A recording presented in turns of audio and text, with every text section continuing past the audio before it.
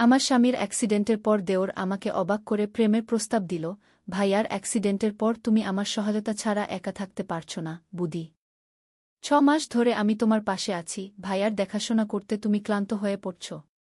আজ রাতে যখন তুমি কাঁদতে কাঁদতে আমার কাঁধে মাথা রাখলে, আমি তোমার চোখের জল মুছে দিয়ে বললাম, আমি জানি ভাইজা আর কখনো সুস্থ হবে না, সে এখন শুধু একটা দেহ। তাকে নার্সিং হোমে রাখা যাক, আর তুমি আমার জীবনে নতুন অধ্যায় শুরু করো। তোমাকে আমি বিয়ে করতে চাই, আমার স্ত্রী হিসেবে ভালোবাসতে চাই, যা ভাইজা কখনো করেনি। আমি ক্লান্ত হয়ে সোফায় শুয়ে পড়েছিলাম। গত 6 মাস ধরে আমি একাই দেখাশোনা করছি আমার স্বামীকে, যে গাড়ি অ্যাক্সিডেন্টে মস্তিষ্কে আঘাত পেয়ে বেশিরভাগ সময় অচেতন থাকে। শুধু দেওর অর্জুন আমাকে সাহায্য করেছে, প্রতিদিন আসে, সাহায্য করে স্বামীকে স্নান করাতে, ওষুধ খাওয়াতে।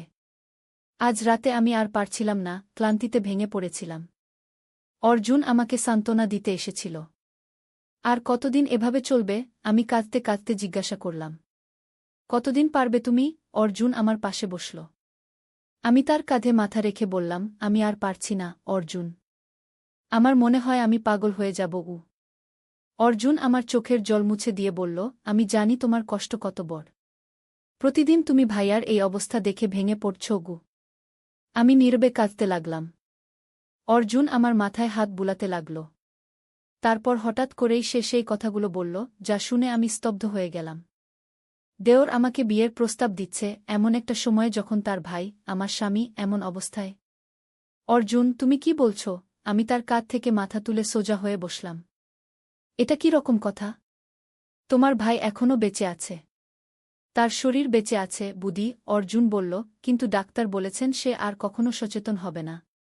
এটা শুধু সময়ের ব্যাপার। তাই বলে তুমি আমাকে বিয়ের প্রস্তাব দিচ্ছ? আমি অবিশ্বাসে জিজ্ঞাসা করলাম। আমি জানি এটা অদ্ভুত শোনাচ্ছে, বুদি, অর্জুন আমার হাত ধরল।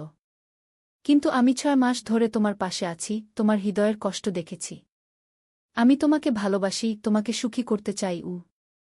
এই গল্পটি সম্পূর্ণ শুনলে আপনাদের পানি অটোমেটিক বের হয়ে যাবে, সো যত দ্রুত সম্ভব হাতের কাছে টিস্যু নিয়ে বসে পড়ো। বিছানার চাদর যেন নষ্ট না হয় সেটা সম্পূর্ণ খেয়াল রাখার অনুরোধ জানিয়ে গল্পটি এখন শুরু করব। তার আগের সর্বশেষ অনুরোধ, দয়া করে এমন পানি বের করার গল্প নিয়মিত শুনতে আমাদের চ্যানেলটি সকলেই সাবস্ক্রাইব করুন, ধন্যবাদ। হ্যালো বন্ধুরা, আমার নাম শ্রাবন্তী সেন। আমার বয়স 42 বছর। আমার স্বামীর নাম অনির্বাণ সেন, বয়স 45 বছর। আমাদের 2 সন্তান, অভিজিৎ আর মালবিকা। অভিজিৎ 19 বছর বয়সী, কলেজে পড়ে। মালবিকা 12 বছর বয়সী, স্কুলে যায়। আমার গল্পটা শুরু হয়েছিল এক সাধারণ সকাল থেকে। আমি বাড়ির বালকনিতে দাঁড়িয়ে চা খাচ্ছিলাম, যখন আমার মোবাইলে একটা কল এলো। আমার স্বামী অনির্বাণ দুর্ঘটনায় পড়েছে। আমি সেদিন বুঝতে পারিনি যে ওই একটা কল আমার জীবনকে সম্পূর্ণ বদলে দেবে। অনির্বাণ গাড়ি চালিয়ে অফিসে যাচ্ছিল। একটা ট্রাক তার গাড়িকে ধাক্কা মেরে উল্টে দিয়েছিল। যখন আমি হাসপাতালে পৌঁছালাম, তখন ডাক্তাররা তাকে অপারেশন থিয়েটারে নিয়ে গিয়েছিল। ঘণ্টার পর ঘণ্টা আমি অপেক্ষা করলাম, আমার চোখ থেকে অশ্রু থামছিল না। সেই সময় আমার দেওর অর্জুন আমার পাশে এসে দাঁড়াল। অর্জুন অনির্বাণের ছোট ভাই, আমাদের বিয়ের পর থেকেই সে আমাদের সাথেই থাকে। অর্জুন আমার হাত ধরে বলল, ভাবি, আমি আছি। সব ঠিক হয়ে যাবে। অপারেশন শেষে ডাক্তার বললেন যে অনির্বাণের মস্তিষ্কে গুরুতর আঘাত লেগেছে। সে কোমায় চলে গেছে এবং কখন ফিরবে তা নিশ্চিত করে বলা যাবে না। সেই দিন থেকে শুরু হলো আমার জীবনের সবচেয়ে কঠিন সময়।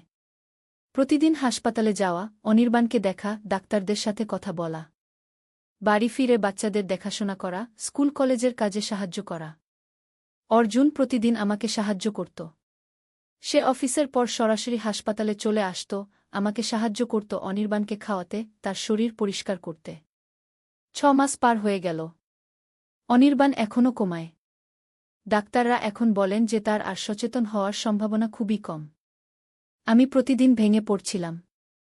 বাচ্চারা তাদের বাবাকে দেখতে চাইত, কিন্তু তাদের নিয়ে হাসপাতালে যাওয়া আমার পক্ষে কঠিন হয়ে উঠছিল। সেই রাতে অর্জুন আমাদের বাড়িতে এসেছিল। বাচ্চারা ঘুমিয়ে পড়েছিল।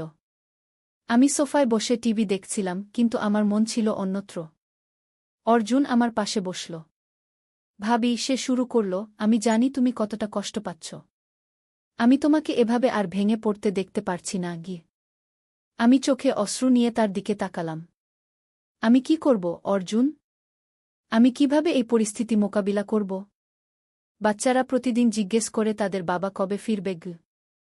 অর্জুন আমার হাত ধরল। ভাবি, আমি একটা কথা বলতে চাই। তুমি রাগ করো না। সে একটু থামল, তারপর বলল, আমি ডাক্তারদের সাথে কথা বলেছি। তারা বলেছেন অনির্বাণ ভাইয়ার আর ফিরে আসার সম্ভাবনা নেই। তার শরীর বেঁচে আছে, কিন্তু তার মন, তার আত্মা চলে গেছে। আমি নিঃশব্দে কাঁদতে লাগলাম। অর্জুন আমাকে জড়িয়ে ধরল। আমি তার কাঁধে মাথা রেখে কাঁদতে থাকলাম। ভাবি, অর্জুন আমার চোখের জল মুছে দিল। আমি তোমাকে একটা কথা বলতে চাই। আমি জানি এটা শুনতে খারাপ লাগবে, কিন্তু শোনো। আমি ভাইয়াকে নার্সিং হোমে রাখার ব্যবস্থা করতে পারি। সেখানে তার যত্ন নেওয়া হবে। তুমি একা পারছ না, তোমার স্বাস্থ্য ভেঙে পড়ছে। আমি অবাক হয়ে তার দিকে তাকালাম। তুমি কি বলছ অর্জুন? আমি কিভাবে অনির্বাণকে নার্সিং হোমে রাখতে পারি? ভাবি, বিশ্বাস করো, এটাই ভালো হবে। তুমি প্রতিদিন তার কাছে যেতে পারবে, কিন্তু তোমার উপর এই চাপ কমবে। অর্জুন আমার হাত আবার ধরল। আমি হতবাক হয়ে তার দিকে তাকিয়ে রইলাম। অর্জুন আমার চোখের দিকে তাকিয়ে বলল, আমি আরও কিছু বলতে চাই। আমি জানি ভাইজা আর কখনো সুস্থ হবে না, সে এখন শুধু একটা দেহ। তাকে নার্সিং হোমে রাখা যাক, আর তুমি আমার জীবনে নতুন অধ্যায় শুরু করো। তোমাকে আমি বিয়ে করতে চাই, আমার স্ত্রী হিসেবে ভালোবাসতে চাই, যা ভাইজা কখনো করেনি। আমি অবাক হয়ে দাঁড়িয়ে গেলাম। আমার কানে যেন আমি বিশ্বাস করতে পারছিলাম না। অর্জুন আমাকে বিয়ের প্রস্তাব দিচ্ছে? তার ভাই, আমার স্বামী, এখনও জীবিত থাকতে? অর্জুন, তুমি কি বলছ? আমি একটু সরে গেলাম। এটা কি রকম কথা? তোমার ভাই এখনও বেঁচে আছে। তার শরীর বেঁচে আছে ভাবি, অর্জুন বলল, কিন্তু ডাক্তার বলেছেন সে আর কখনো সচেতন হবে না। এটা শুধু সময়ের ব্যাপার। তাই বলে তুমি আমাকে বিয়ের প্রস্তাব দিচ্ছ? আমি অবিশ্বাসে জিজ্ঞাসা করলাম। আমি জানি এটা অদ্ভুত শোনাচ্ছে ভাবি, অর্জুন আমার হাত ধরল। কিন্তু আমি 6 মাস ধরে তোমার পাশে আছি, তোমার হৃদয়ের কষ্ট দেখেছি। আমি তোমাকে ভালোবাসি, তোমাকে সুখী করতে চাই। আমি তার হাত ছাড়িয়ে নিলাম। তুমি পাগল হয়ে গেছ অর্জুন। আমি তোমার ভাবি, তোমার ভাইয়ের স্ত্রী। আমাদের 2টো বাচ্চা আছে। তুমি কি ভাবছ? অর্জুন উঠে দাঁড়াল। আমি জানতাম তুমি এভাবে রিয়্যাক্ট করবে। কিন্তু ভাবি, এটাই ভালো হবে। ভাইজা আর ফিরবে না। তুমি একা জীবন কাটাবে, বাচ্চাদের একা মানুষ করবে। আমি তোমাকে ভালোবাসি, বাচ্চাদেরও। আমরা একটা পরিবার হতে পারি। আমি চিৎকার করে উঠলাম, তুমি এখনই আমার বাড়ি থেকে বেরিয়ে যাও অর্জুন। আমি তোমার মুখ দেখতে চাই না। অর্জুন আমার দিকে এক মুহূর্ত তাকিয়ে রইল, তারপর ধীরে ধীরে বাড়ি থেকে বেরিয়ে গেল। সেই রাতে আমি ঘুমাতে পারিনি। অর্জুনের কথাগুলো আমার মাথায় ঘুরপাক খাচ্ছিল। সে আমাকে বিয়ে করতে চায়? সে কি সত্যিই আমাকে ভালোবাসে, নাকি আমার সম্পত্তির দিকে তার নজর? পরের দিন সকালে আমি যখন বাচ্চাদের স্কুলে পাঠাচ্ছিলাম, তখন আমার মোবাইলে একটা মেসেজ এলো। অর্জুন লিখেছিল, ভাবি, আমি দুঃখিত। আমি তোমাকে কষ্ট দিতে চাইনি। আমি সত্যিই তোমাকে ভালোবাসি। আমি আজ বিকেলে তোমার বাড়িতে আসব, আমাদের কথা বলা দরকার। আমি মেসেজটা পড়ে রেগে গেলাম। এরপরেও সে আমার বাড়িতে আসতে চায়। আমি উত্তর দিলাম, আমি তোমার সাথে কোনো কথা বলতে চাই না। তুমি আমার বাড়িতে এসো না। সেদিন আমি হাসপাতালে গেলাম না। আমি চাইছিলাম না অর্জুনের সাথে দেখা হোক। আমি বাড়িতে বসে ভাবছিলাম কি করা উচিত। অনির্বাণ সত্যিই কি আর ফিরবে না? আমি কি বাকি জীবন একা কাটাব? বাচ্চাদের মুখে কি জবাব দেব? সন্ধ্যায় আমি শুনতে পেলাম দরজায় নক হচ্ছে। আমি জানতাম এটা অর্জুন। আমি দরজা খুললাম না। কিন্তু নক বন্ধ হল না। শেষে আমি দরজা খুললাম। সেখানে দাঁড়িয়ে ছিল একজন পুলিশ অফিসার।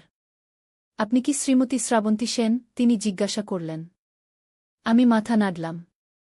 হ্যাঁ, আমি শ্রাবন্তী। কি ব্যাপার?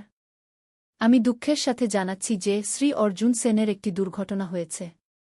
তিনি তার গাড়ি চালিয়ে যাচ্ছিলেন, যখন একটি ট্রাক তার গাড়িকে ধাক্কা মারে। অফিসার একটু থামলেন। দুঃখের বিষয়, তিনি মারা গেছেন। আমি শক্ত হয়ে দাঁড়িয়ে রইলাম। অর্জুন মারা গেছে? একই ধরনের দুর্ঘটনায়, যেভাবে অনির্বাণ। আমাদের একটা সন্দেহ আছে, অফিসার আবার বললেন। গাড়ির ব্রেক সিস্টেমে ছেঁড়া ছিল। এটা একটা সাধারণ দুর্ঘটনা নয়, এটা সম্ভবত সুনিয়োজিত ছিল গু। আমি হতবাক হয়ে অফিসারের দিকে তাকিয়ে রইলাম। আপনি কি বলতে চাইছেন? আমরা তদন্ত করছি। অর্জুন সেনের জিনিসপত্র থেকে আমরা কিছু তথ্য পেয়েছি। আপনার স্বামীর দুর্ঘটনাও অনুরূপ ছিল, তাই না? আমরা সেটাও পুনরায় তদন্ত করতে চাই। আমি কাঁপতে শুরু করলাম। আপনি আপনি কি বলতে চাইছেন যে অনির্বাণের দুর্ঘটনাও? আমরা নিশ্চিত নই, কিন্তু অর্জুন সেনের ল্যাপে আমরা কিছু তথ্য পেয়েছি। আপনি কি জানেন আপনার স্বামীর লাইফ ইন্স্যুরেন্স পলিসি আছে, যেটা তার মৃত্যুর ক্ষেত্রে আপনাকে একটা বড় অঙ্কের টাকা দেবে? আমি মাথা নাড়লাম। হ্যাঁ, আমাদের দুজনেরই আছে। আমরা বাচ্চাদের জন্য নিয়েছিলাম আর একটা বিষয়, অফিসার বললেন, আপনার স্বামীর সম্পত্তির একটা বড় অংশ অর্জুন সেনের নামে করা হয়েছিল। আপনি কি এটা জানতেন? আমি অবাক হয়ে গেলাম। না, আমি জানতাম না। আমরা অর্জুন সেনের ব্যাংক অ্যাকাউন্টও চেক করছি। সেখানে একটা বড় অঙ্কের টাকা জমা হয়েছে, যেটা সম্ভবত আপনার স্বামীর সম্পত্তি বিক্রি করে পাওয়া। আমি বিশ্বাস করতে পারছিলাম না যা শুনছিলাম। অর্জুন অনির্বাণের সম্পত্তি বিক্রি করে নিয়েছে? সে কিভাবে করল? মিসেস সেন, অফিসার আবার বললেন, আমরা সন্দেহ করছি যে অর্জুন সেন আপনার স্বামীর দুর্ঘটনার পিছনে থাকতে পারেন। তিনি সম্ভবত আপনার স্বামীকে হত্যা করার চেষ্টা করেছিলেন। আমি ধপ করে সোফায় বসে পড়লাম। আমার মাথা ঘুরছিল। অর্জুন অনির্বাণকে হত্যা করার চেষ্টা করেছিল? সে কেন এমন করবে? আমরা আরও তদন্ত করছি, অফিসার বললেন। আমরা আপনার স্বামীর গাড়িও পরীক্ষা করতে চাই। আপনি কি জানেন সেটা কোথায় আছে? আমি মাথা নাড়লাম। স্ক্র্যাপ ইয়ার্ডে। দুর্ঘটনার পর সেটা এতটাই ক্ষতিগ্রস্ত হয়েছিল যে আমরা সেটা খুঁজে বের করব, অফিসার বললেন। আমি আপনাকে আমার কার্ড দিয়ে যাচ্ছি। আপনার যদি আর কোনো তথ্য থাকে আমাকে জানাবেন। অফিসার চলে যাওয়ার পর আমি বসে রইলাম স্তব্ধ হয়ে। অর্জুন কি সত্যিই অনির্বাণকে হত্যা করার চেষ্টা করেছিল? সে কি আমাকে বিয়ে করতে চেয়েছিল শুধু টাকার জন্য? আমি কি এতদিন একটা খুনির সাথে একই ছাদের নিচে ছিলাম? রাতভর আমি ঘুমাতে পারিনি। সকালে আমি বাচ্চাদের স্কুলে পাঠিয়ে হাসপাতালে গেলাম। অনির্বাণের কাছে বসে আমি কাঁদতে লাগলাম। কেন তুমি আমাকে ছেড়ে গেলে, অনির্বাণ? কেন তুমি আমাকে একা ফেলে গেলে এই সমস্যার মধ্যে?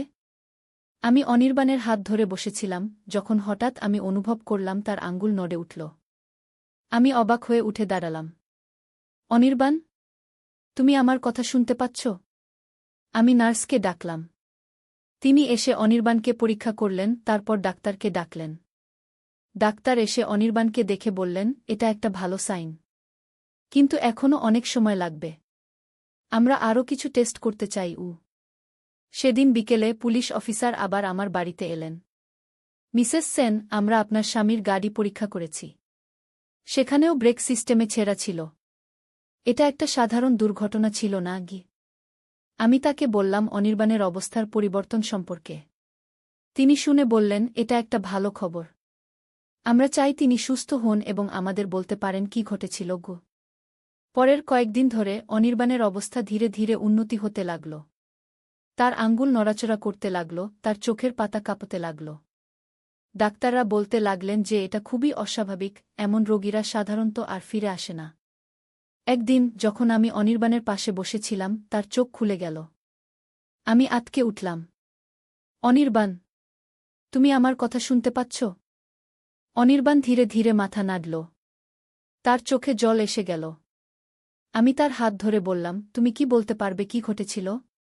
অনির্বাণ কথা বলার চেষ্টা করল, কিন্তু তার গলা শুকিয়ে গিয়েছিল। আমি তাকে একটু জল দিলাম। তারপর সে ধীরে ধীরে বলল, অর্জুন। সে আমার গাড়ির ব্রেক কেটে দিয়েছিল। আমি অবাক হয়ে গেলাম। তুমি কি নিশ্চিত? অনির্বাণ আবার মাথা নাড়ল। সেদিন সকালে আমি দেখেছিলাম সে গ্যারেজে কিছু করছিল। আমি জিজ্ঞেস করিনি।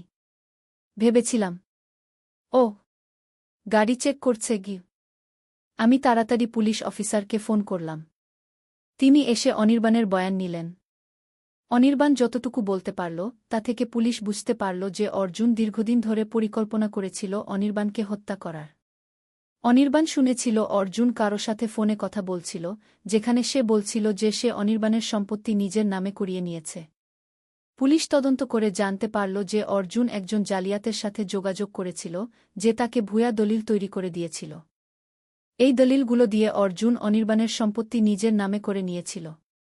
এমনকি অনির্বাণের সিগনেচারও জাল করা হয়েছিল। অর্জুনের ল্যাপটপ থেকে আরও তথ্য পাওয়া গেল। সে অনির্বাণকে হত্যা করার পর আমাকে বিয়ে করার পরিকল্পনা করেছিল, যাতে আমার সম্পত্তিও সে নিতে পারে। কিন্তু যখন সে দেখল অনির্বাণ মারা যায়নি, শুধু কোমায় চলে গেছে, তখন সে আমাকে বিয়ের প্রস্তাব দিয়েছিল, যাতে আমি অনির্বাণকে নার্সিং হোমে পাঠাই এবং সে আমার মাধ্যমে অনির্বাণের সম্পত্তি নিয়ন্ত্রণ করতে পারে।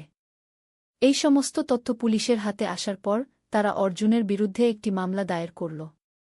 যদিও অর্জুন মারা গিয়েছিল, কিন্তু তার জালিয়াতি সামনে আসায় আমরা আমাদের সম্পত্তি ফিরে পেলাম। অনির্বাণের অবস্থা ধীরে ধীরে উন্নতি হতে লাগল। ডাক্তাররা বললেন এটা একটা মিরাকল। 6 মাস পর অনির্বাণ হাসপাতাল থেকে বাড়ি ফিরল। সে এখনও পুরোপুরি সুস্থ হয়নি, কিন্তু সে জীবনের দিকে ফিরে আসছিল।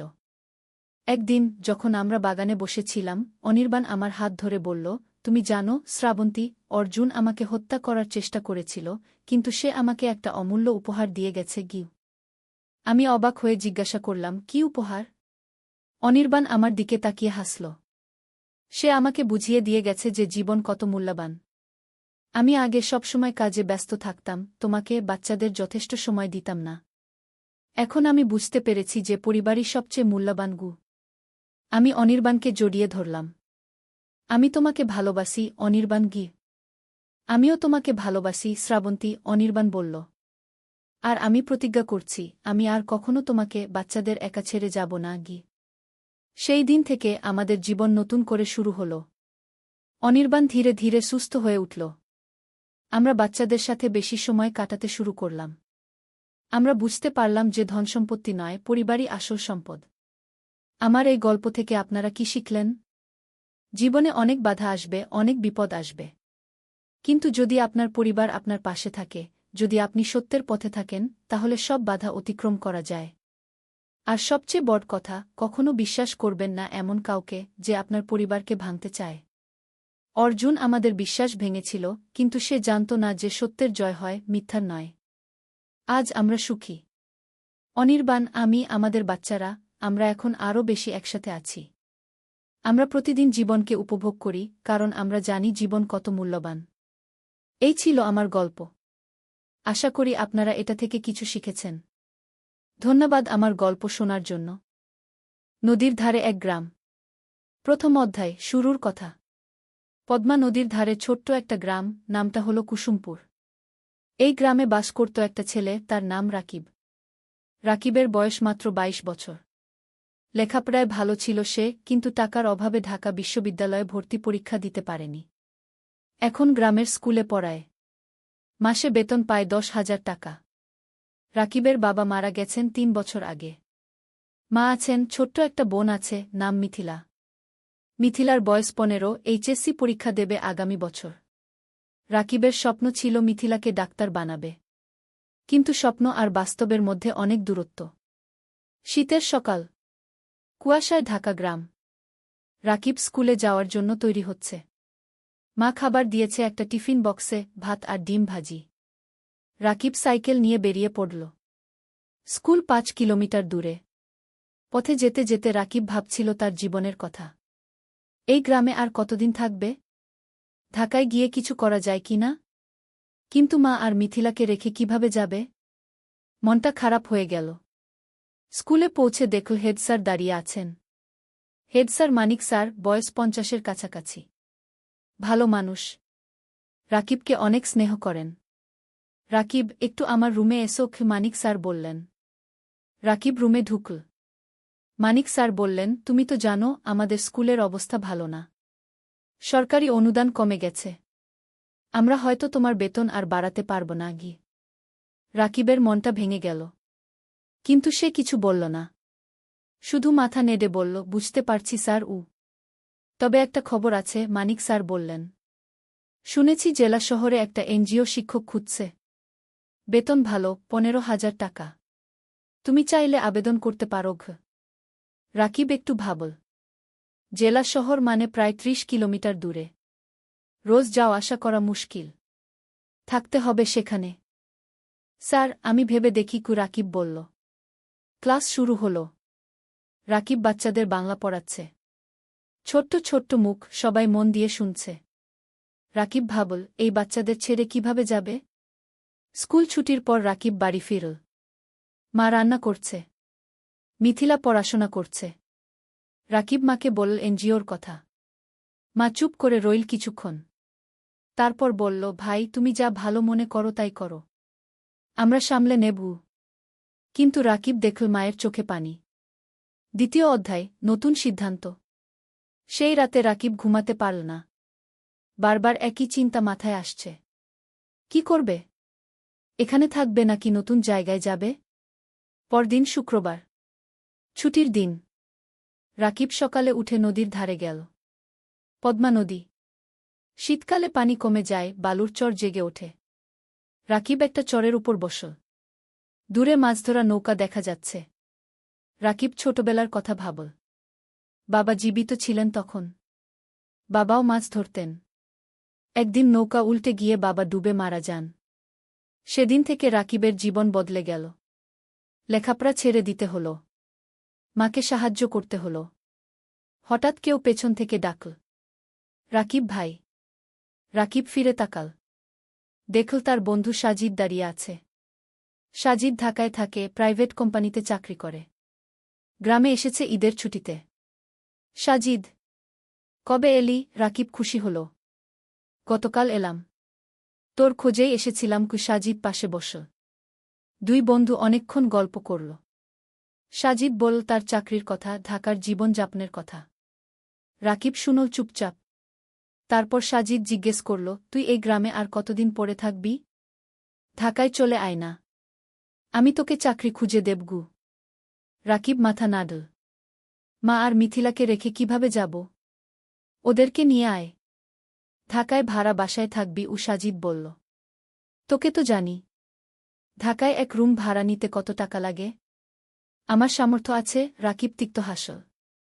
সাজিদ কিছু বলল না। সে জানে রাকিবের সমস্যা।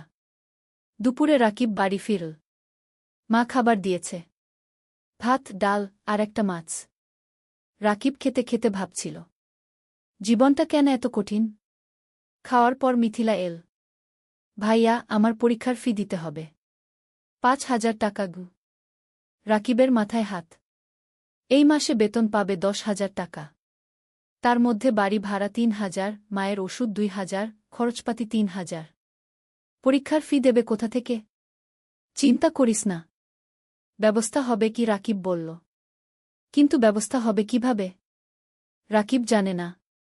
সেই রাতে রাকিব মনস্থির করল। সে জেলা শহরে এনজিওর চাকরির জন্য আবেদন করবে। ১৫,০০০ টাকা হলে অনেক কিছু করা যাবে। তৃতীয় অধ্যায়, নতুন পথ। সোমবার সকালে রাকিব জেলা শহরে গেল। এনজিওর অফিস খুঁজে পেল। একটা ৩তলা বিল্ডিং। ভেতরে ঢুকে নাম লিখল রিসেপশনে। কিছুক্ষণ পর ডাক পড়ল। একটা রুমে ঢুকল রাকিব। দেখল একজন ভদ্রমহিলা বসে আছেন। বয়স ৪০-এর কাছাকাছি। হাসি মুখ। বসুন। আপনার নাম? মহিলা জিজ্ঞেস করলেন। রাকিব। রাকিব হোসেন। আপনার সার্টিফিকেট? রাকিব ব্যাগ থেকে সার্টিফিকেট বের করে দিল। মহিলা দেখলেন। আপনি গ্রামে পড়ান? মহিলা জিজ্ঞেস করলেন। জি মাম।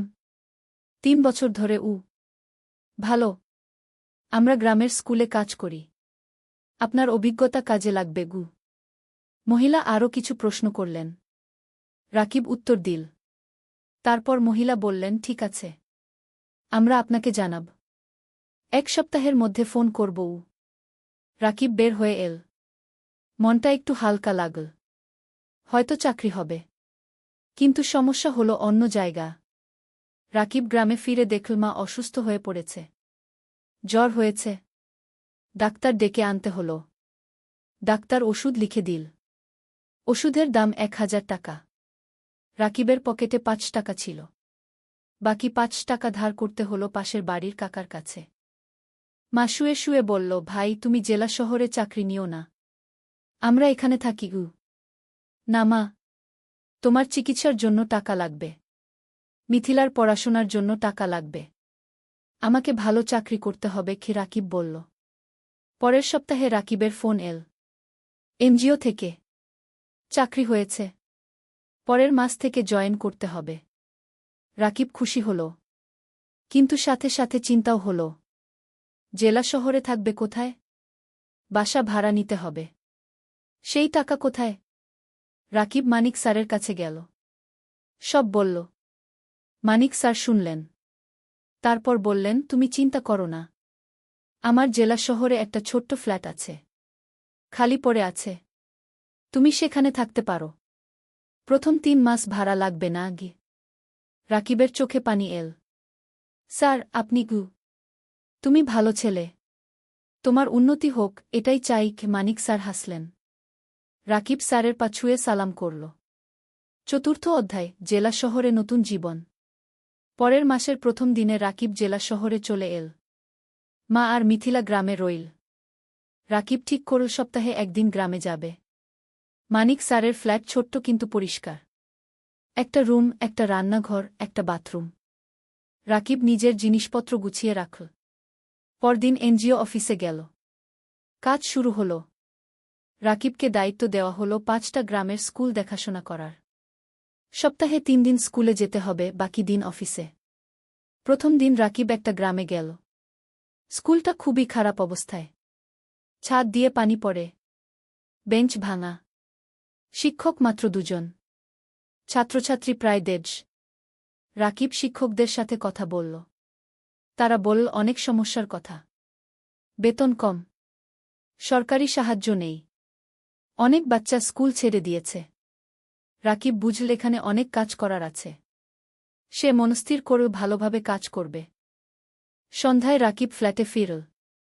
একা একা রান্না করল, ভাত আর ডিম ভাজি।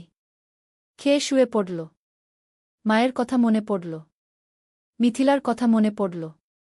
রাকিব মাকে ফোন করল। মা, কেমন আছো? ভালো আছি। তুমি খেয়েছ? মা জিজ্ঞেস করল। হ্যাঁ মা। তুমি ওষুধ খেয়েছ তো? খেয়েছি।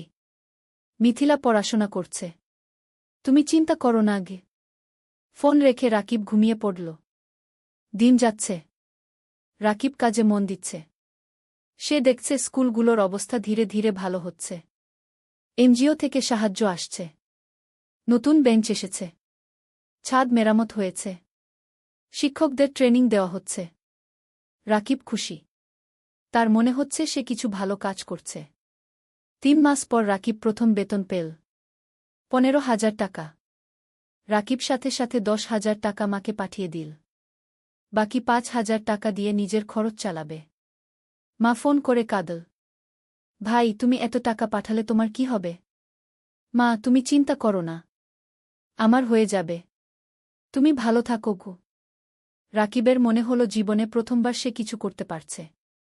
পঞ্চম অধ্যায়, নতুন বন্ধুত্ব। এনজিও অফিসে রাকিবের সহকর্মী অনেক। তার মধ্যে একজন মেয়ে আছে, নাম তানিয়া।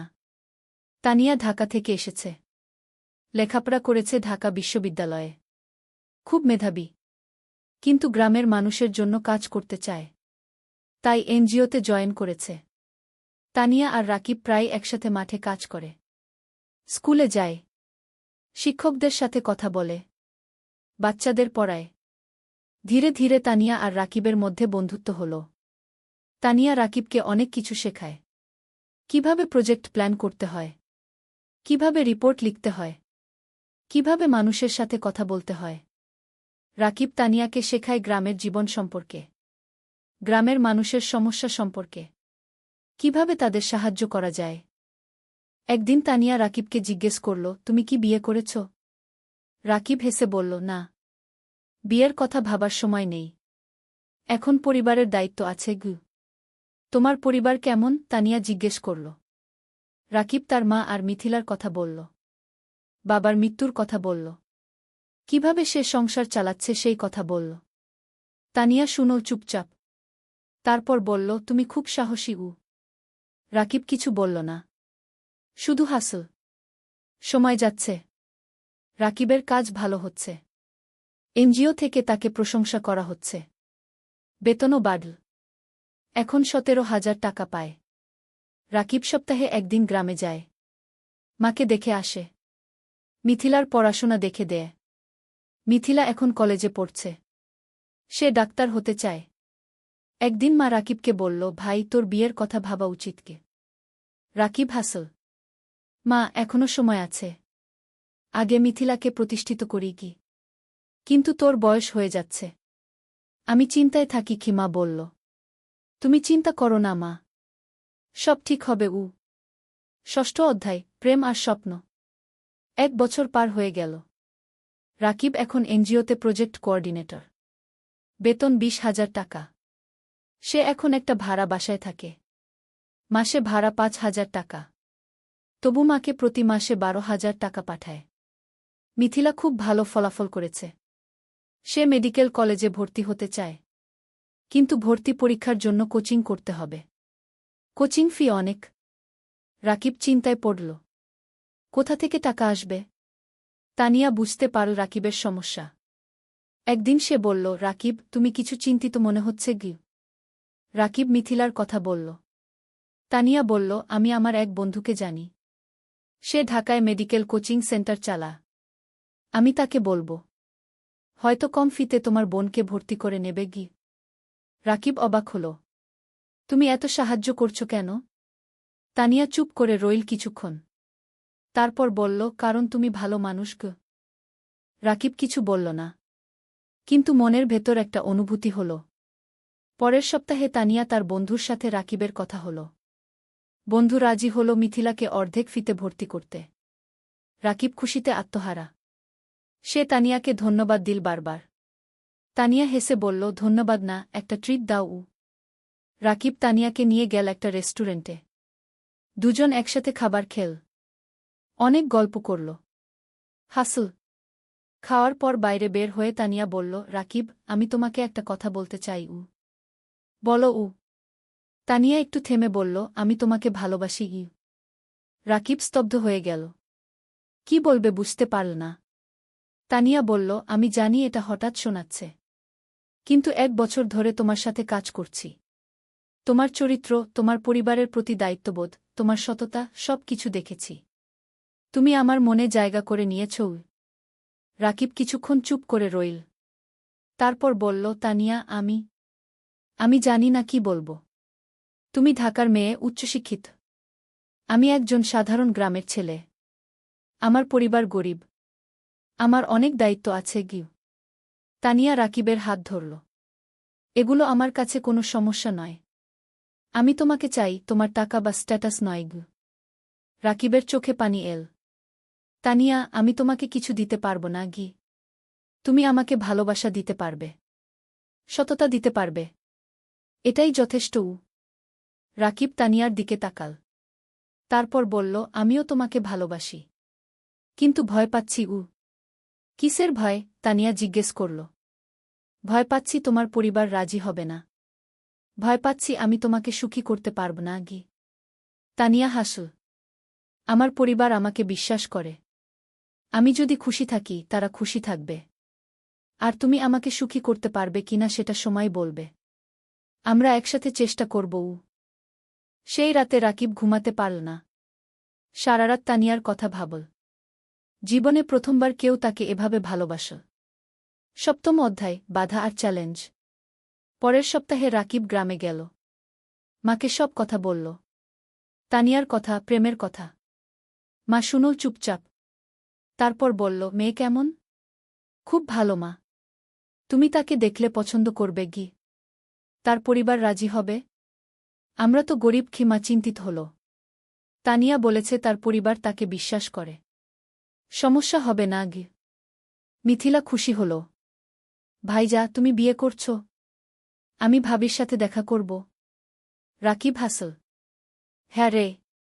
তোকে নিয়ে যাব ঢাকায়। কিন্তু সমস্যা এল অন্য দিক থেকে। তানিয়া তার বাবা মাকে রাকিবের কথা বলল। প্রথমে তারা খুশি হল। কিন্তু যখন জানো রাকিব একজন এনজিও কর্মী, বেতন মাত্র 20,000 টাকা, তখন তারা আপত্তি করল। তানিয়ার বাবা বললেন, তানিয়া, তুমি ঢাকা বিশ্ববিদ্যালয় থেকে পাস করেছ। তুমি একজন ভালো চাকরিজীবী ছেলে পাবে। এই ছেলে তোমাকে কি দেবে? তানিয়া বলল, বাবা, আমি টাকার জন্য বিয়ে করছি না। আমি রাকিবকে ভালোবাসি। ভালোবাসা দিয়ে সংসার চলে না কি? তানিয়ার মা বললেন। বাবা, মা, রাকিব খুব সৎ এবং পরিশ্রমী। সে তার পরিবারের জন্য অনেক কষ্ট করছে। এরকম মানুষ এখন কমই আছে কি? তানিয়া বোঝানোর চেষ্টা করল। আমরা সময় চাই। আমরা ছেলেটাকে দেখতে চাই কি? তানিয়ার বাবা বললেন। তানিয়া রাকিবকে ফোন করে সব বলল। রাকিব শুনল। তারপর বলল, আমি জানতাম এটা হবে গু। তুমি হাল ছেড়ে দিও না। আমি তাদের বোঝাব। তানিয়া বলল। পরের মাসে রাকিব ঢাকায় গেল।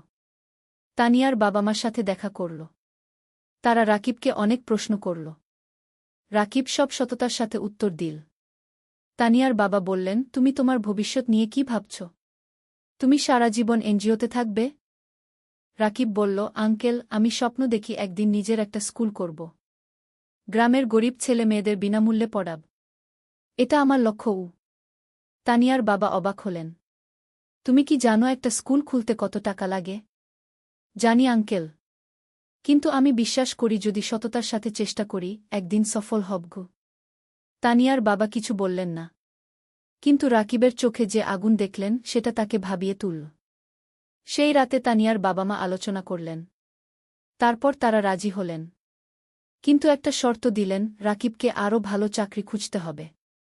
রাকিব শর্ত মেনে নিল। অষ্টম অধ্যায়, নতুন সুযোগ।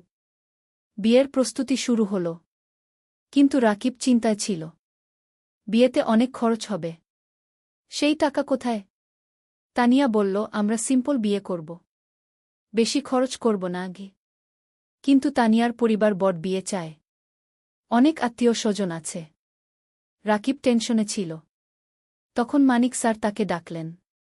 স্যার বললেন, রাকিব, আমি শুনেছি তোমার বিয়ে হবে। আমি তোমাকে একটা উপহার দিতে চাই। স্যার একটা খাম দিলেন। খামে ছিল 50,000 টাকা। রাকিবের চোখ বড় হয়ে গেল। স্যার, এটা আমি নিতে পারব না গিয়ে। এটা উপহার। তুমি আমার ছাত্রের মতো। তুমি অবশ্যই নেবে। স্যার জোর করলেন। রাকিব স্যারকে জড়িয়ে ধরল। স্যার, আপনি আমার জন্য অনেক কিছু করেছেন গিউ। তুমি ভালো থাকো। এটাই চাই। এদিকে রাকিবের ভাগ্য ঘুরতে শুরু করল। একদিন এনজিওর ডিরেক্টর রাকিবকে ডাকলেন। বললেন, রাকিব, তোমার কাজ আমরা খুব পছন্দ করেছি। আমরা একটা নতুন প্রজেক্ট শুরু করছি। তুমি প্রজেক্ট ম্যানেজার হবে। বেতন হবে 35,000 টাকা গু। রাকিব বিশ্বাস করতে পারল না। 35,000 টাকা! এত টাকা কখনো কল্পনাও করেনি। স্যার, সত্যি? রাকিব জিজ্ঞেস করল। হ্যাঁ। তুমি যোগ্য।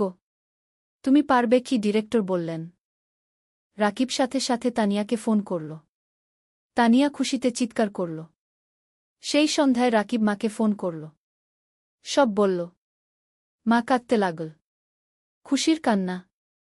ভাই, আল্লাহ তোমার ভালো করেছে। তুমি অনেক কষ্ট করেছ কি? মা বলল। মা, এখন আমরা ভালো থাকব। মিথিলার পড়াশোনা ভালো হবে।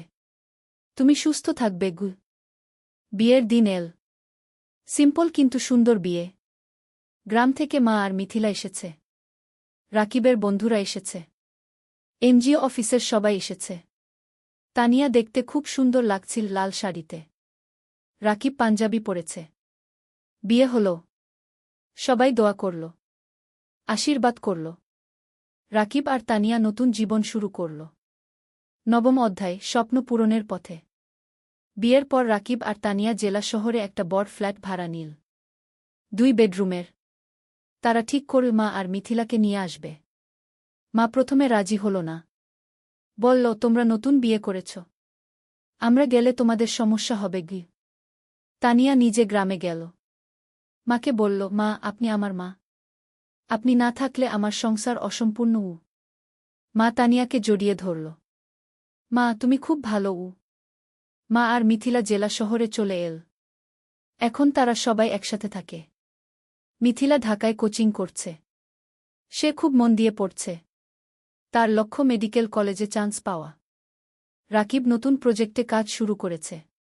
প্রজেক্টটা খুব বড়। 15টা গ্রামে কাজ করতে হবে।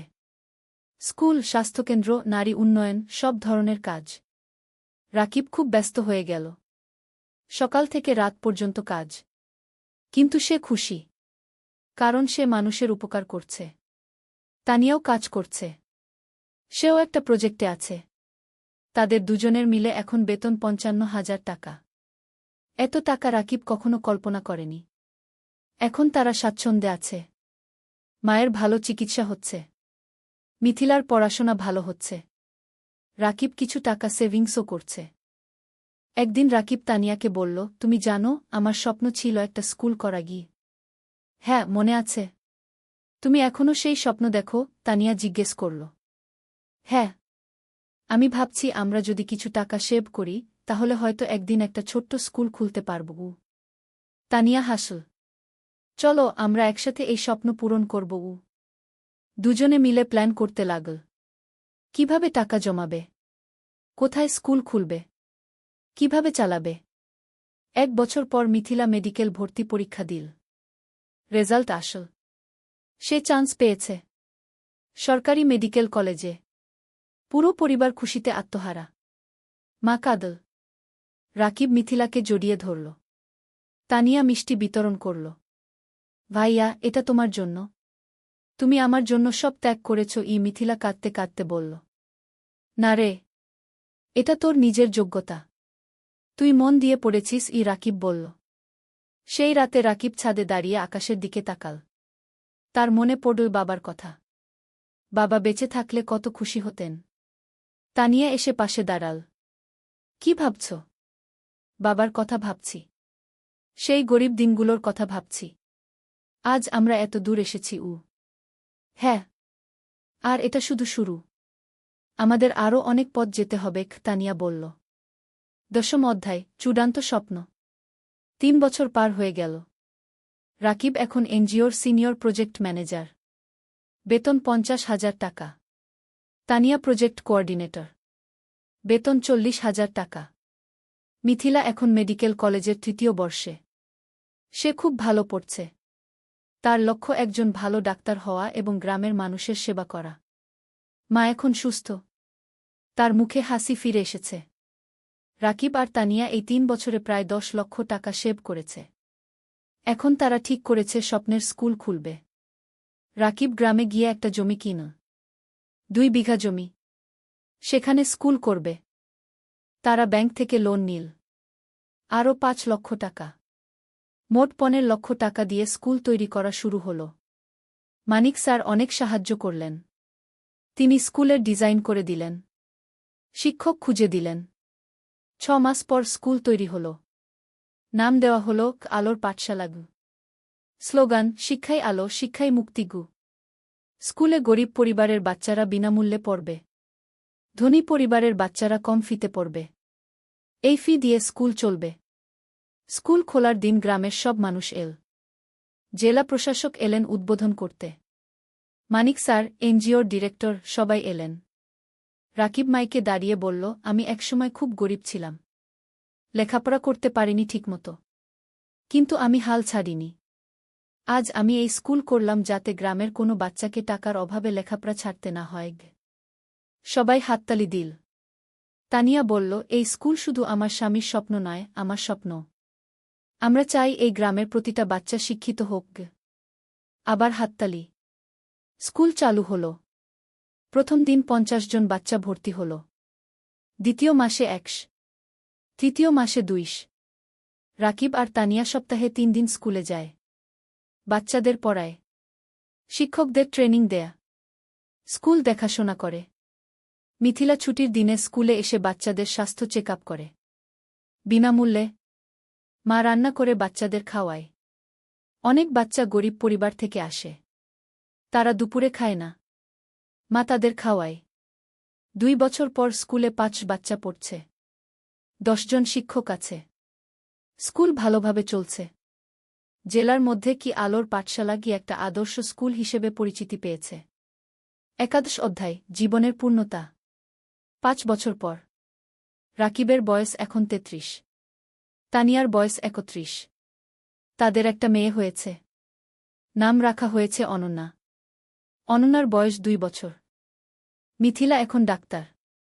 সে একটা সরকারি হাসপাতালে কাজ করছে। সে গ্রামের মানুষের বিনামূল্যে সেবা দেয়া। মা সুস্থ এবং খুশি। তার নাতনি অননাকে নিয়ে সময় কাটায়। আলোর পাঠশালা কি এখন জেলার সেরা স্কুলগুলোর একটা। এখানে 1000 বাচ্চা পড়ছে। 20 জন শিক্ষক আছে। স্কুলের রেজাল্ট খুব ভালো। রাকিব আর তানিয়া এখন আর এনজিওতে কাজ করে না। তারা পুরোপুরি স্কুলেই সময় দেয়া। তারা আরও 2টো স্কুল খোলার পরিকল্পনা করছে। একদিন রাকিব স্কুলের ছাদে দাঁড়িয়ে আছে। তানিয়া এসে পাশে দাঁড়াল। হাতে চায়ের কাপ। কি ভাবছ? তানিয়া জিজ্ঞেস করল। ভাবছি আমাদের যাত্রার কথা। 8 বছর আগে আমি একজন গরিব স্কুল শিক্ষক ছিলাম। আজ আমার নিজের স্কুল আছে। 1000 বাচ্চা পড়ছে গু। হ্যাঁ, আমরা অনেক দূর এসেছি। কিন্তু আরও অনেক পথ বাকি, তানিয়া বলল। জানো, কখনো কখনো মনে হয় স্বপ্ন দেখা ভালো। স্বপ্ন মানুষকে বাঁচিয়ে রাখে। আমি স্বপ্ন দেখেছিলাম বলে আজ এখানে এসেছি। তানিয়া রাকিবের হাত ধরল। আর আমি তোমাকে বিশ্বাস করেছিলাম বলে তোমার স্বপ্ন আমার স্বপ্ন হয়ে গেল। দুজন চুপচাপ দাঁড়িয়ে রইল। নিচে বাচ্চারা খেলছে। তাদের হাসির শব্দ শোনা যাচ্ছে। রাকিব বলল, জানো তানিয়া, আমার এখন মনে হয় জীবনের সবচেয়ে বড় সফলতা হলো মানুষের মুখে হাসি ফোটানো। টাকা, প্রতিষ্ঠা সব তুচ্ছ যখন দেখি একটা গরিব বাচ্চা আমাদের স্কুলে পড়ে ভালো রেজাল্ট করছে। তানিয়া মাথা নাড়ল। একদম ঠিক। তুমি জানো, গত সপ্তাহে সেই রহিম নামের ছেলেটা এসেছিল, যে 3 বছর আগে আমাদের স্কুলে ভর্তি হয়েছিল? হ্যাঁ, মনে আছে। তার বাবা রিকশা চালায়। সে ক্লাসে ফার্স্ট হয়েছে। তার বাবা এসে আমার পা ছুঁয়ে কাঁদছিল। বলছিল, আপনারা না থাকলে আমার ছেলে লেখাপড়া শিখতে পারত না। রাকিবের চোখ ভিজে গেল। এই মুহূর্তগুলোর জন্যই আমরা কাজ করি। হঠাৎ অননা দৌড়ে এল। বাবা, বাবা, দেখো আমি কি এঁকেছি। রাকিব মেয়েকে কোলে তুলে নিল। অননা একটা ছবি দেখাল। একটা স্কুল, সামনে অনেক বাচ্চা। এটা কি? রাকিব জিজ্ঞেস করল। এটা আমাদের স্কুল। দাদু বলেছে তুমি এই স্কুল বানিয়েছ। অননা বলল। রাকিব মেয়ের কপালে চুমু খেল। হ্যাঁ রে, একদিন তুইও বড় হয়ে ভালো কিছু করবি। আমি ডাক্তার হব, মাসির মতো। তারপর গরিব মানুষদের দেখব। অননা বলল। তানিয়া হাসল। দেখছ, আমাদের পরবর্তী প্রজন্ম স্বপ্ন দেখছে। দ্বাদশ অধ্যায়, নতুন চ্যালেঞ্জ। কিন্তু জীবন কখনো সোজা পথে চলে না। একদিন রাকিব খবর পেল স্কুলের জমি নিয়ে সমস্যা হয়েছে। একজন স্থানীয় রাজনীতিবিদ দাবি করছে জমিটা তার। রাকিব চিন্তায় পড়ে গেল। সে আইনজীবীর সাথে দেখা করল। আইনজীবী বলল, কাগজপত্র দেখাও। রাকিব সব কাগজ দেখাল। আইনজীবী দেখে বলল, তোমার কাগজ ঠিক আছে, কিন্তু ওই লোক ক্ষমতাবান। সে ঝামেলা করবে। তাহলে কি করব? রাকিব জিজ্ঞেস করল। কোর্টে কেস করতে হবে। সময় লাগবে, টাকাও লাগবে। রাকিব বাড়ি ফিরে তানিয়াকে সব বলল। তানিয়া শুনল। তারপর বলল, আমরা লড়ব। আমরা সত্যের পক্ষে আছি। কেস শুরু হল। প্রতি সপ্তাহে কোর্টে যেতে হচ্ছে। আইনজীবীর ফি দিতে হচ্ছে। টাকা খরচ হচ্ছে অনেক। কিন্তু রাকিব হাল ছাড়ল না। সে জানে সে ন্যায়ের পক্ষে। এই সময় গ্রামের মানুষ রাকিবের পাশে দাঁড়াল। তারা একটা কমিটি করল। সবাই মিলে টাকা তুলল রাকিবকে সাহায্য করার জন্য। একদিন গ্রামের চেয়ারম্যান রাকিবের কাছে এসে বলল, রাকিব, তুমি আমাদের গ্রামের গর্ব। তুমি আমাদের বাচ্চাদের শিক্ষিত করছ। আমরা তোমাকে একা ছাড়ব না। রাকিব কান্নায় ভেঙে পড়ল। আপনারা আমার পরিবার। মানিক স্যারও সাহায্য করলেন। তিনি জেলা প্রশাসকের সাথে কথা বলল। প্রশাসক বিষয়টা দেখলেন। 6 মাস পর কোর্ট রায় দিল রাকিবের পক্ষে। জমি রাকিবেরই। সেই দিন স্কুলে উৎসব হল। সবাই খুশি। বাচ্চারা নাচল, গাইল। রাকিব মাইকে বলল, আজ আমরা জিতেছি। কিন্তু এটা শুধু আমার জয় নয়, এটা আমাদের সবার জয়। সত্যের জয়। ত্রয়োদশ অধ্যায়, সম্প্রসারণ। কেস জেতার পর রাকিবের আত্মবিশ্বাস বেড়ে গেল। সে ঠিক করল আরও একটা স্কুল খুলবে, পাশের জেলায়। তানিয়া রাজি হল। তারা আবার সেভিংস শুরু করল। এই সময় একটা বড় সুখবর এল। একটা আন্তর্জাতিক এনজিও তাদের স্কুলের কথা শুনেছে। তারা সাহায্য করতে চায়। এনজিওর একজন প্রতিনিধি এল আলোর পাঠশালাগু দেখতে। সে সব দেখল। শিক্ষকদের সাথে কথা বলল। বাচ্চাদের সাথে কথা বলল। তারপর সে রাকিবকে বলল, আমরা আপনার কাজে মুগ্ধ। আমরা আপনাকে 10 লক্ষ টাকা গ্রান্ট দিতে চাই নতুন স্কুলের জন্য গু। রাকিব বিশ্বাস করতে পারল না। 10 লক্ষ টাকা? সত্যি? রাকিব জিজ্ঞেস করল। হ্যাঁ। আপনি একটা প্রস্তাব লিখে পাঠান। আমরা অনুমোদন করব। রাকিব আর তানিয়া রাত দিন পরিশ্রম করে প্রস্তাব লিখল। পাঠিয়ে দিল। 1 মাস পর অনুমোদন এল। 10 লক্ষ টাকা। রাকিব পাশের জেলায় জমি কিনা। নতুন স্কুল তৈরি শুরু হল। এবার আরও বড় স্কুল। আরও ভালো সুবিধা। মিথিলা বলল, ভাইজা, নতুন স্কুলে একটা হেলথ ক্লিনিক বানাও। আমি সপ্তাহে একদিন এসে বাচ্চাদের দেখবগু। চমৎকার আইডিয়া, রাকিব বলল। নতুন স্কুলে একটা হেলথ ক্লিনিকও তৈরি হল। মিথিলা আর তার 2 জন সহকর্মী ডাক্তার সেখানে বিনামূল্যে সেবা দেয়া। নতুন স্কুলের নাম দেওয়া হল আলোর পাঠশালা, দুগ। এখানেও গরিব বাচ্চারা বিনামূল্যে পড়ে। 1 বছরে দ্বিতীয় স্কুলেও 5 বাচ্চা ভর্তি হল। রাকিবের স্বপ্ন আরও বড় হল। সে ভাবল জেলার প্রতিটা গ্রামে একটা করে স্কুল করবে। 14 অধ্যায়, পুরস্কার। 3 বছর পর। রাকিব এখন 40 বছরের। তার 5টা আলোর পাঠশালাগু আছে। 5টা জেলায়। প্রায় 3000 বাচ্চা পড়ছে। 2 শিক্ষক কাজ করছে। একদিন রাকিব একটা ফোন পেল। ঢাকা থেকে। শিক্ষা মন্ত্রণালয় থেকে। আপনি রাকিব হোসেন? ফোনে একজন জিজ্ঞেস করল। জিউ। আপনাকে জানাতে পেরে আনন্দিত যে আপনার নাম জাতীয় শিক্ষা পুরস্কারের জন্য নির্বাচিত হয়েছে। আপনি গ্রামীণ শিক্ষায় অসামান্য অবদান রেখেছেন গু। রাকিব স্তব্ধ হয়ে গেল। জাতীয় পুরস্কার?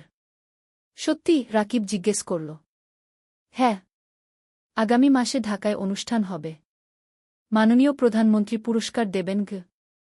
রাকিব ফোন রেখে তানিয়াকে জড়িয়ে ধরল। তান, আমরা জাতীয় পুরস্কার পেয়েছি। তানিয়া কাঁদতে লাগল। খুশির কান্না। তুমি পেরেছ। তুমি সত্যিই পেরেছ। মা খবর শুনে কাঁদল।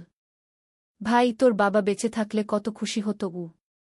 মিথিলা বলল, ভাইজা, তুমি আমার হিরো গো। অনন্যা, এখন 7 বছর, বলল, বাবা, তুমি সবচেয়ে ভালো বাবা। পুরস্কারের দিন। ঢাকা। বঙ্গভবন। রাকিব স্যুট পরেছে। তানিয়া শাড়ি পরেছে। মা, মিথিলা, অনন্যা সবাই গেছে। মানিক স্যারও গেছে। তিনি রাকিবকে বললেন, আমি গর্বিত তোমার শিক্ষক ছিলাম গো। অনুষ্ঠানে অনেক মানুষ। রাকিবের নাম ডাকা হল। সে মঞ্চে উঠল। প্রধানমন্ত্রী তাকে পুরস্কার দিলেন। একটা ক্রেস্ট, একটা সার্টিফিকেট আর 5 লক্ষ টাকা। রাকিব মাইকে দাঁড়িয়ে বলল, আমি একজন সাধারণ গ্রামের ছেলে। আমার বাবা রিকশা চালাতেন। আমি গরিব পরিবার থেকে এসেছি। কিন্তু আমি স্বপ্ন দেখতে ছাড়িনি। আজ আমি এখানে দাঁড়িয়ে বলতে পারি, যে কেউ পারে যদি সে চেষ্টা করে গি। পুরো হল হাততালিতে মুখরিত হল। এই পুরস্কার শুধু আমার নয়। এটা আমার স্ত্রী তানিয়ার, আমার মায়ের, আমার বোন মিথিলার, আমার গুরু মানিক স্যারের, আর আমার সেই সব বাচ্চাদের যারা আলোর পাঠশালায় পড়ছে গু। আবার হাততালি। অনুষ্ঠান শেষ হল। সবাই বাড়ি ফিরল। সেই রাতে রাকিব ব্যালকনিতে দাঁড়িয়ে আকাশের দিকে তাকাল। তার মনে পড়ল সেই দিনের কথা যখন সে পদ্মা নদীর ধারে বসে ভাবছিল জীবন দিয়ে কি করবে। আজ সেই জীবন কত বদলে গেছে। তানিয়া এসে পাশে দাঁড়াল। কি ভাবছ? ভাবছি আমরা কত দূর এসেছি। আর ভাবছি আমাদের এখনো কত কাজ বাকি। হ্যাঁ, আমাদের স্বপ্ন এখনো শেষ হয়নি, তানিয়া বলল। 50 অধ্যায়, উত্তরাধিকার। আরও 5 বছর কেটে গেল। রাকিবের বয়স এখন 45। তার 10টা আলোর পাঠশালাগু আছে। 10টা জেলায়। 6000 বাচ্চা পড়ছে। 4 শিক্ষক কাজ করছে। মিথিলা এখন একজন সফল ডাক্তার। সে নিজের একটা হাসপাতাল খুলেছে। গরিব মানুষদের বিনামূল্যে চিকিৎসা দেয়া। অনন্যা এখন 12 বছর। সে আলোর পাঠশালাতেই পড়ছে। সে খুব মেধাবী। তার স্বপ্ন শিক্ষক হওয়া। বাবার মতো। মা এখন অনেক বয়স্ক। কিন্তু সুস্থ। সে নাতিনাতনীদের নিয়ে সময় কাটায়। হ্যাঁ, রাকিবের এখন 2 সন্তান। অনন্যার পরে একটা ছেলে হয়েছে। নাম অনির্বাণ। বয়স 5 বছর। রাকিব এখন একটা বড় শিক্ষা প্রতিষ্ঠানের প্রতিষ্ঠাতা। তার কাজের স্বীকৃতি সারা দেশে।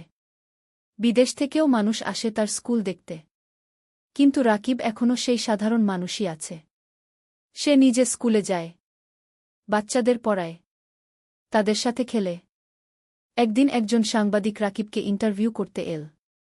সে জিজ্ঞেস করল, আপনার সাফল্যের রহস্য কি? রাকিব হেসে বলল, রহস্য বলে কিছু নেই।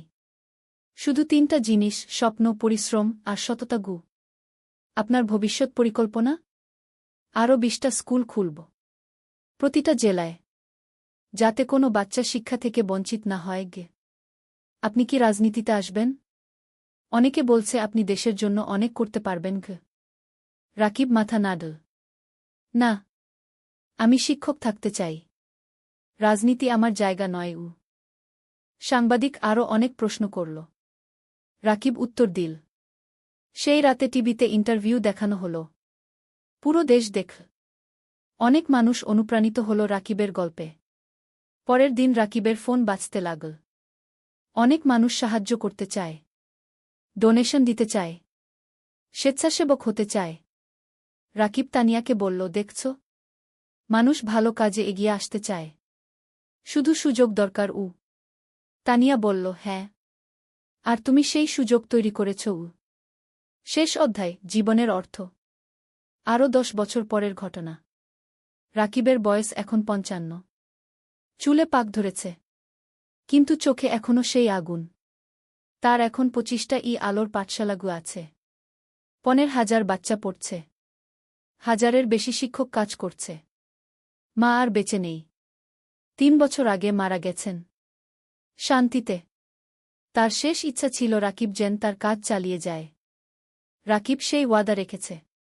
মিথিলা এখন একজন প্রতিষ্ঠিত ডাক্তার। তার হাসপাতাল জেলার সেরা হাসপাতাল। সে বিয়ে করেছে একজন ইঞ্জিনিয়রকে। তাদের 2 সন্তান। অনন্যা এখন 22 বছর। সে শিক্ষক হয়েছে। আলোর পাঠশালাতেই পড়ায়। সে বাবার উত্তরসূরি। অনির্বাণ এখন 15 বছর। সে মেডিকেলে পড়তে চায়। মাসির মতো ডাক্তার হতে চায়। রাকিব এখন অনেক কম সময় অফিসে থাকে। বেশিরভাগ সময় বাচ্চাদের সাথে থাকে। গল্প বলে। গান শেখায়। জীবনের পাঠ দেয়। একদিন একটা বাচ্চা রাকিবকে জিজ্ঞেস করল, স্যার, আপনি এত কিছু করলেন কেন?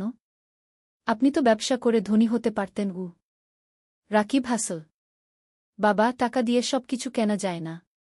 আমি যখন দেখি তুমি ভালো রেজাল্ট করেছ, তখন যে আনন্দ পাই সেটা কোনো টাকায় কেনা যায় না।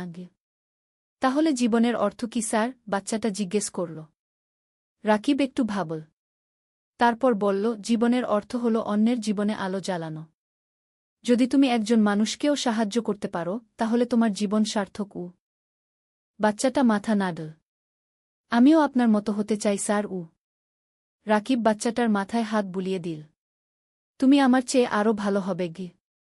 সেই সন্ধ্যায় রাকিব আর তানিয়া তাদের বাড়ির ছাদে বসে আছে। সূর্য অস্ত যাচ্ছে। আকাশ লাল কুমলা রঙে রাঙানো। তানিয়া বলল, তুমি জানো, যখন প্রথম তোমাকে দেখেছিলাম তখন জানতাম না তুমি এত দূর যাবে। রাকিব হাসল।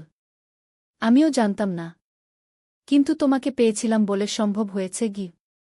না। তুমি পেরেছ তোমার ইচ্ছাশক্তি আর কঠোর পরিশ্রমের কারণে। আমি শুধু সাথে ছিলাম।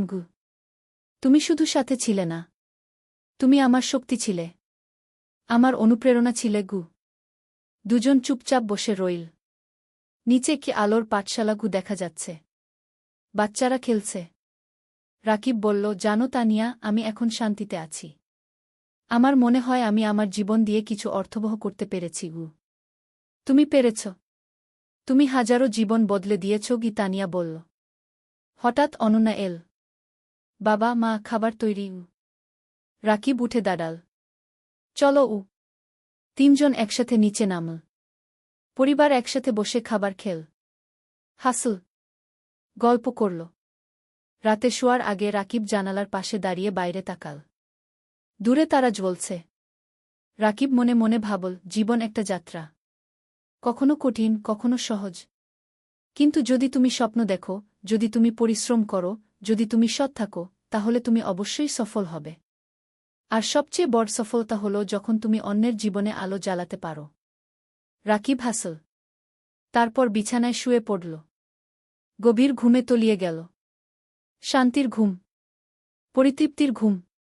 কারণ সে জানে তার জীবন সার্থক হয়েছে, তার স্বপ্ন পূরণ হয়েছে। আর এটাই জীবনের সবচেয়ে বড় পাওয়া।